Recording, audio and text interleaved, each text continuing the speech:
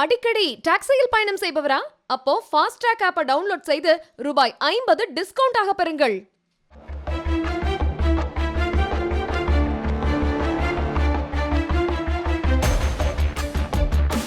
கோவை மேட்டுப்பாளையம் கங்கா மருத்துவமனையில் சிகிச்சை பெற்று வரும் தனியார் தொலைக்காட்சி செய்தியாளர் நேசப்பிரபுவை பாஜக மாநில தலைவர் அண்ணாமலை நேரில் சந்தித்து ஆறுதல் கூறினார்.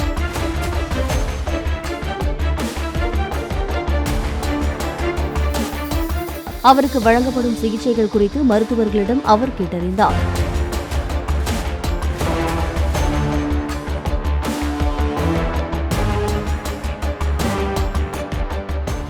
அடிக்கடி டாக்ஸியில் பயணம் செய்பவரா? அப்போ ஃபாஸ்ட் ட்ராக் ஆப்பை டவுன்லோட் செய்து ரூபாய் 50 டிஸ்கவுண்ட் ஆக பெறுங்கள்.